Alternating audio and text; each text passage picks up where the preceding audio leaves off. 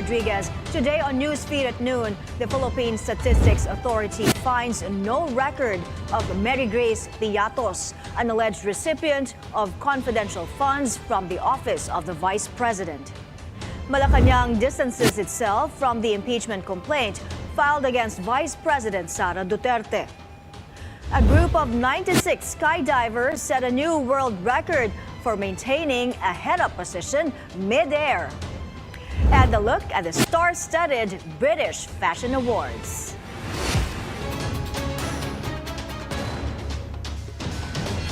Thanks for joining us. We begin with the headlines this morning. The Philippine Statistics Authority says there are no records of Mary Grace Piattos, the supposed recipient of millions of pesos in confidential funds from the office of the Vice President.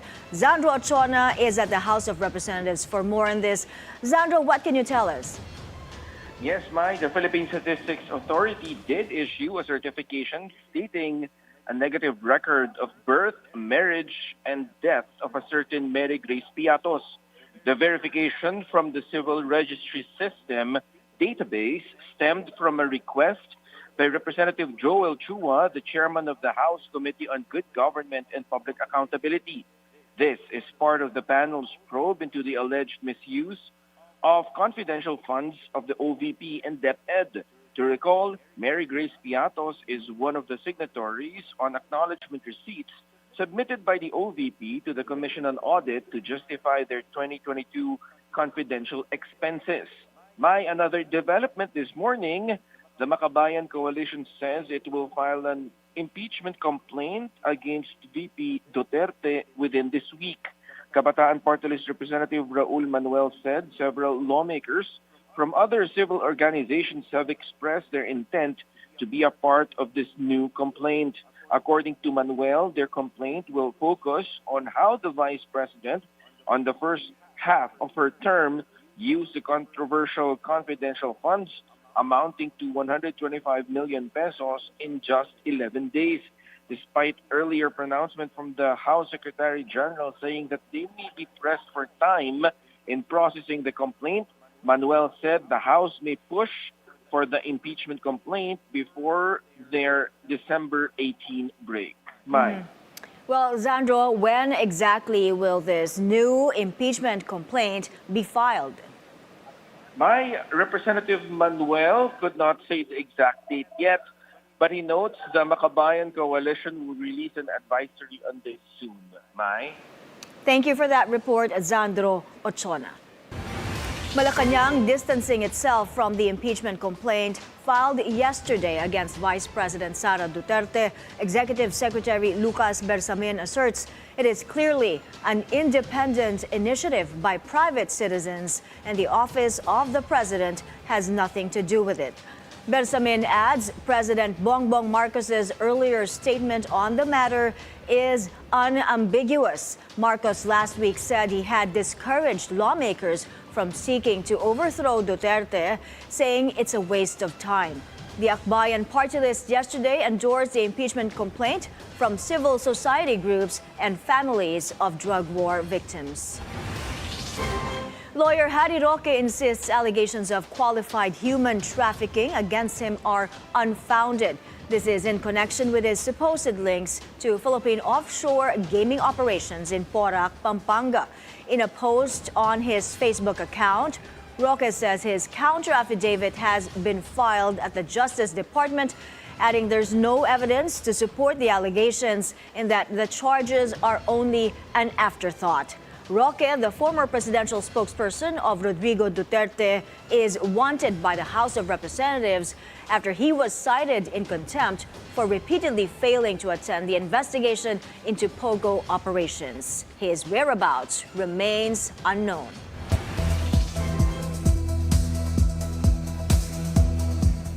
The White House on the defensive as criticisms mount over U.S. President Joe Biden's full and unconditional pardon for his son, Hunter. It says the move was done in part due to concerns Biden's political opponents would continue to persecute his son even after he leaves office in January. Biden believes Hunter was selectively prosecuted and unfairly targeted by his political rivals. His surprise move was panned by both Republicans and Democrats who say it threatens to undermine public trust in the rule of law. Hunter was prosecuted for tax offenses and gun charges after being targeted for years by Republicans in Congress. U.S. First Lady Jill Biden unveils holiday decorations at the White House for the final time. This year's theme, a season of peace and light. As part of her Joining Forces initiative, the First Lady invited National Guard families to be the first ones to see the decorations. There are 83 Christmas trees placed across the White House, along with thousands of ornaments and hand-cut paper peace doves. It's been the honor of our lives to serve as your first family. May our nation be blessed with peace and light this holiday season. Merry Christmas, happy holidays. We love you all. Thank you. Over in the UK, British Prime Minister Keir Starmer switched on the annual Christmas tree lights outside 10 Downing Street. A choir and the band of Scots Guards also performed to complete the holiday cheer. A group of 96 skydivers sets a new world record for maintaining a head-up position mid-air. That means they looked straight ahead while doing the stunt, rather than looking down at the ground. The group, which represented 20 nationalities, came together over a small U.S. town after 2 years of intensive preparations. The previous record was set by 84 skydivers in 2019. We're taking a break. Still to come, Cyber Monday in the U.S. goes into full swing with retailers offering huge discounts. That and more when Newsfeed at Noon returns. Stay with us.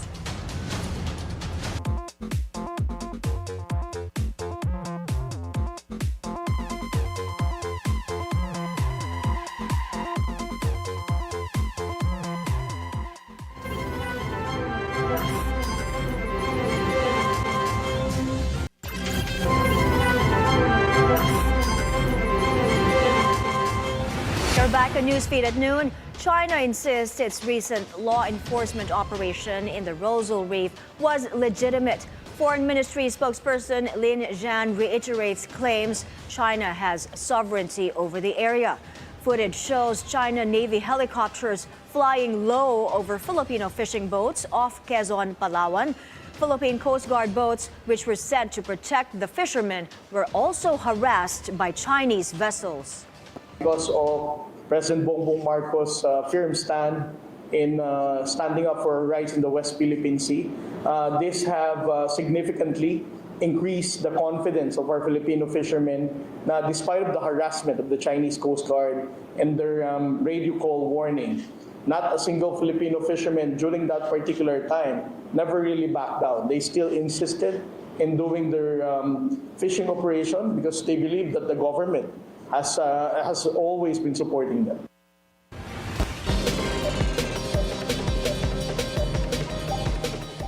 The government slashes its economic growth target for 2024, but broadens the target range for the coming years. This amid what it says are shifting domestic and global challenges. Sujin Kim has the details. The Development Budget Coordination Committee, or DBCC, on Monday revised the government's medium-term macroeconomic assumptions. The DBCC narrowed its growth target for the year. Finance Secretary Ralph Recta says he doesn't expect the economy can grow by 7% this year. Because of so much uncertainty, we thought it best to widen the band from a low of 6 to a high of 8. Targets for the next years were likewise adjusted. The growth assumptions for 2025 to 2028 have been given a wider band of 6 to 8%, reflecting the anticipated impact of structural reforms and evolving domestic and global uncertainties. The peso is expected to remain stable at an average 57 level against the US dollar for 2024. This is not unique to our currency, and it's actually a story of a strong U.S. dollar. Now, there's still a chance that the peso can strengthen, especially because of seasonal factors during the Christmas holiday. And we are also expecting that there will be support for the peso in line with the fundamentals, including sustained growth of remittances. It is expected to broadly stabilize at 56 to 58 peso against the US dollar for 2025 and 55 to 58 pesos against the USD for 2026 to 2028. BSP Deputy Governor Francisco Daquila Jr. says the BSP is expecting remittances to grow by 3% annually, reflecting their expectation that over the medium term, the peso will continue to be broadly stable. The DOF is still refining their tax proposals but reaffirms that none are consumption-based. Part of their fiscal consolidation strategies include accelerating revenue efforts. The BIR and BOC is expected to grow double-digit. By next year, they'll be collecting at least an additional 1 billion additional a day.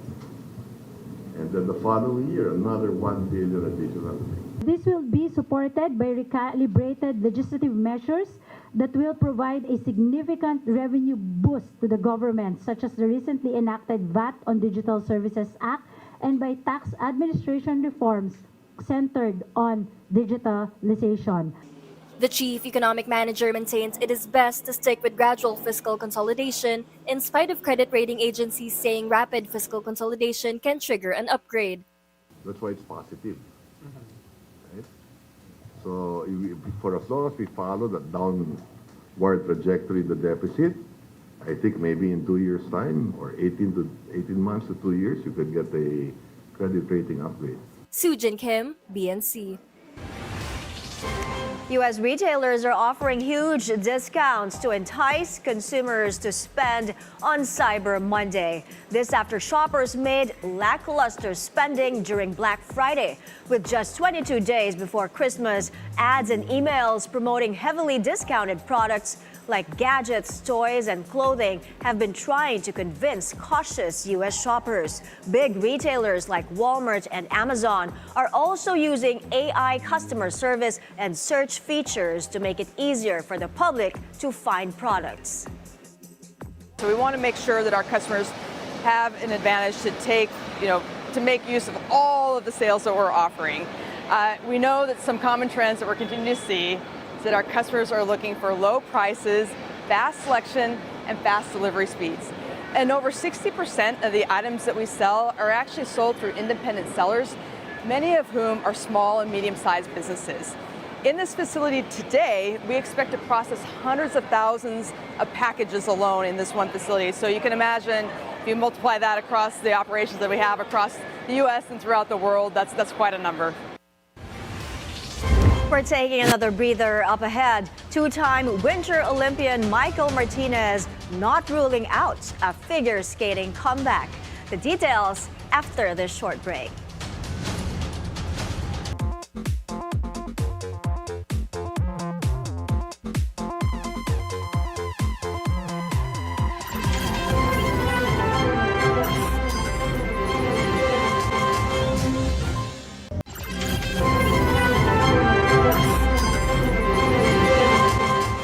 Newsfeed at noon. Michael Martinez not ruling out a comeback to figure skating. He tells BNC's The Scorecard he wants to finish his career in his own terms. The two-time Winter Olympian has shifted his focus to coaching since retiring from the sport 2 years ago.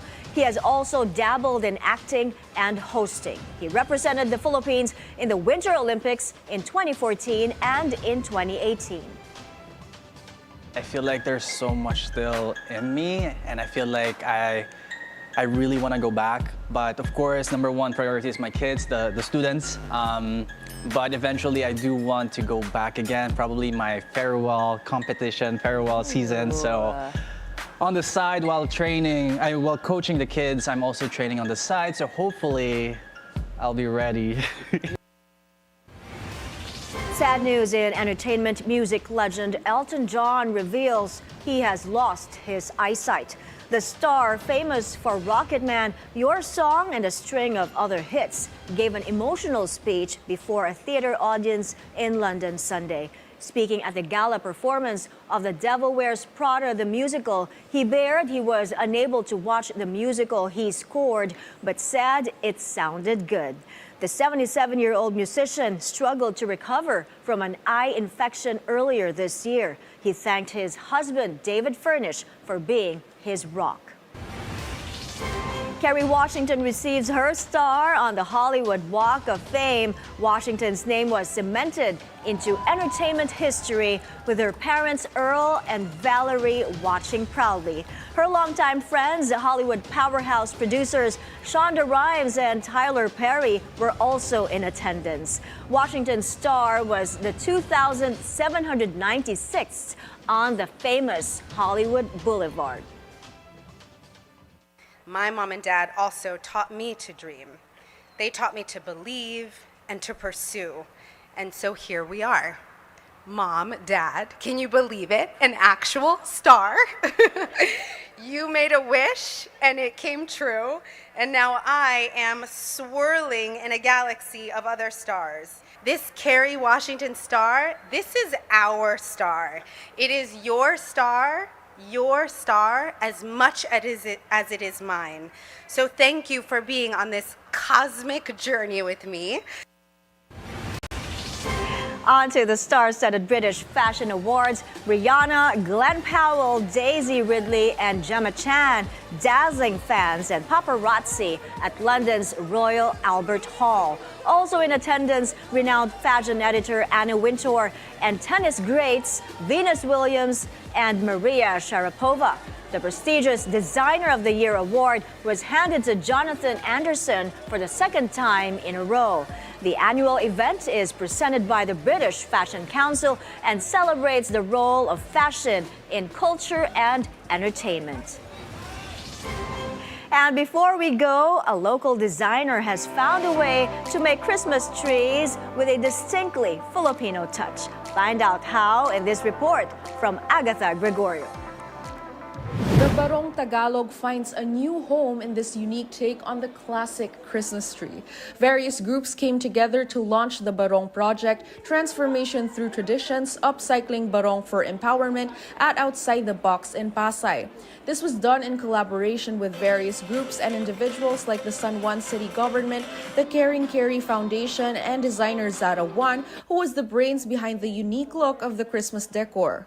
The pieces you see right here are made of used barong and scrap metal, and the people who put it all together are persons deprived of liberty or PDLs from San Juan.